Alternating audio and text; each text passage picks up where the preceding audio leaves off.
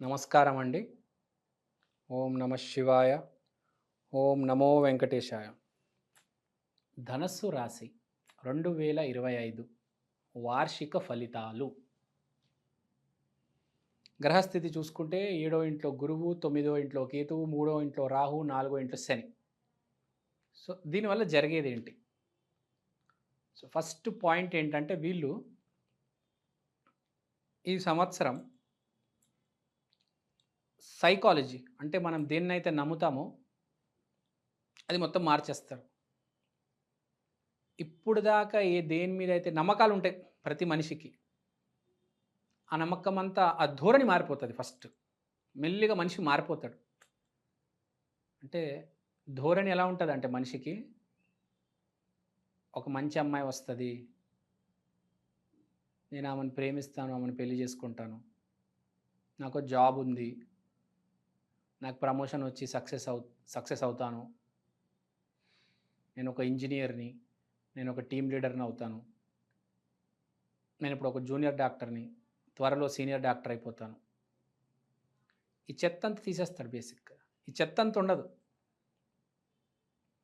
He will be ready to accept anything. ఆ సిచ్యువేషన్కి వచ్చేస్తాడు బేసిక్గా. దాంతోపాటు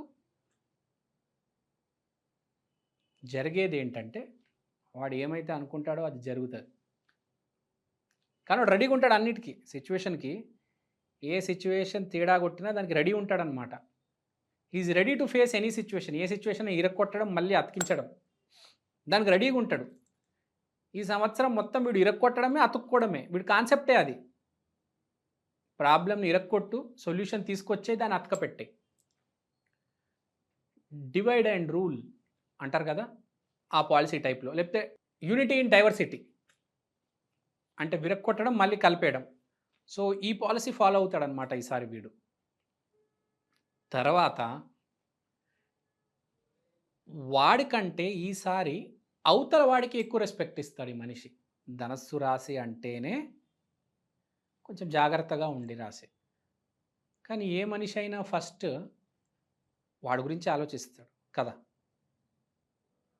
కానీ ఈ సంవత్సరం ఏంటంటే ధనుసు రాశి కొద్దిగా ఆపోజిట్ పర్సన్ గురించి ఆలోచిస్తారు. ఎస్పెషల్లీ పెళ్లి చేసుకునే వాళ్ళు వైఫ్ గురించి ఎక్కువ ఆలోచిస్తారు.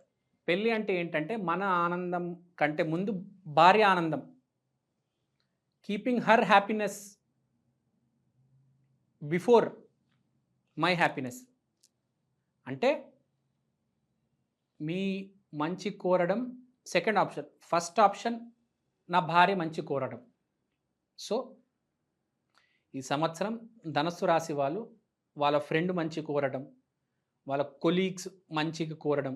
అంటే వాళ్ళ ఫ్రెండ్స్కి మంచి జరగాలని ఆశిస్తారు, వాళ్ళ కొలీగ్స్కి మంచి జరగాలని ఆశిస్తారు, వాళ్ళ భార్య బాగుండాలని, ఆయన పిల్లలు బాగుండాలని. So he will change a little. అంటే వీడికి ఎక్కడో అర్థమవుతుంది, అరే పక్కనాడు గురించి ఆలోచిస్తేనే అప్పుడు దేవుడు మన గురించి మనం ఆలోచిస్తాడు. దేవుడు మన గురించి ఆలోచించాలంటే ఫస్ట్ పక్కనాడు గురించి మనం ఆలోచించాలి. ఆ కాన్సెప్ట్లోకి వస్తాడు. ఈ అన్నదానాలు, భిక్షలేయడము, పేదవాళ్ళకి, యాచకులకి కొద్దిగా ఈ పనులు చేస్తాడు. అంటే is turning intelligent. Is changing is sketch philosophy. నమ్మకాన్ని కొద్దిగా మారుస్తున్నాడు. అంటే వీడు అనుభవించేది తక్కువ, ఇచ్చేది ఎక్కువ. దానివల్ల ఇయర్ ఎండ్ కల్లా వీడికి బాగా కలిసి వస్తుంది. అంటే he will start believing in the power of giving. Generally people believe in the power of taking, keeping it with themselves. But ఈ సంవత్సరం ధనుసు రాశివాడు ఇవ్వడంలో ఆ నమ్మకం ఉంటుందన్నమాట వాడికి. తర్వాత ఇంకో ఇంట్రెస్టింగ్ పాయింట్ ఏంటంటే ఈసారి వీళ్ళు అడ్వెంచర్స్ చేయాలి, ఇటు వెళ్ళాలి, అటు వెళ్ళాలి. షార్ట్ ట్రిప్స్ ఎక్కువ చేస్తారు. సిబ్లింగ్స్తో, ఫ్రెండ్స్తో ఎక్కువ కలవడం, ఫోన్లలో మాట్లాడడం, మీడియా ఫాలో అవ్వడం, ఇదంతా ఉంటుంది. అండ్ బికాస్ ఆఫ్ దిస్ ఒక సిచ్యువేషన్ జరుగుతుంది, మీరు ఎక్స్పెక్ట్ కూడా చేయరు, సడన్గా జరుగుతుంది, మీ మంచిగా జరుగుతుంది అది. దానివల్ల మీరు ఒక స్టెప్ ముందుకు వెళ్తారు మీ జీవితం. సో ఫైనల్ టార్గెట్ ఏంటి? వీళ్ళది సేమ్ టార్గెట్, అందరికి ఉన్న టార్గెట్. వీళ్ళకి ఈ సంవత్సరం ఈ టార్గెట్ ఉంటుంది. ఏంటంటే సొంతిల్లు, కొత్తిల్లు, కొత్త కారు, చెల్లికి బంగారం, అక్కకి పెళ్ళి, ఇవన్నీ ఉంటాయి. కానీ ఆ ప్లానింగ్ అనేది స్టార్ట్ అవుతుంది, ఎగ్జిక్యూషన్ అనేది తర్వాత. ఆ ప్లానింగ్ స్టార్ట్ అయ్యి దానికి డిపాజిట్లు స్టార్ట్ అయ్యి, లేకపోతే డిపాజిట్లు ఉంటే అవి బాగా పెరిగి దానికోసం కష్టపడడము, ఫ్యామిలీని సెటిల్ చేయడము, దానికి ఒక లాంగ్ విజన్. ఇప్పుడు పాలసీ కడతాను చూడండి, life insurance policy, term insurance policy, health insurance పేరెంట్స్కి, ఇవన్నీ స్టార్ట్ చేసి దాన్ని రొటేట్ చేయడము. అంటే పెద్ద స్కెచ్ చేస్తాడు వాళ్ళ ఫ్యామిలీ కోసం, కొత్త బండి కోసం, కొత్త ఇంటి కోసం, అన్ని స్కెచ్లు అన్నీ వేసేస్తాడు. అంటే ప్లానింగ్ మొదలెట్టేస్తున్నాడు బేసిక్గా. సో ఈ విధంగా ఉంది. చాలా బాగుంది అని చెప్పలేను, చాలా దారుణంగా ఉంది అని కూడా చెప్పలేను. వీళ్ళకి కూడా నేను 85 మార్క్సే వేస్తాను. కానీ నేను చెప్పే పాయింట్ ఏంటంటే, ధనస్సు రాశి వాళ్ళు ఎప్పుడైనా most important, automatic by default పాజిటివ్గా మాట్లాడతారు. మనం లోపల కూడా కొంచెం పాజిటివ్గా ఉండాలన్నమాట. చేతల్లో కూడా పాజిటివిటీ ఉండాలి అని చెప్తున్నా. అంటే మళ్ళీ అదే point, help others, think for other people, pray for other people. Most important. మన కోసం మనం ప్రేయర్ చేసుకోవడం వేరు, అవతలాడు కోసం కూడా ప్రే చేయాలి కదా. అదే మానవత్వం. కృష్ణుడు, రాముడు చెప్పేది కూడా అదే. 3 రకాలుగా పూజిస్తారు. ఒకటి,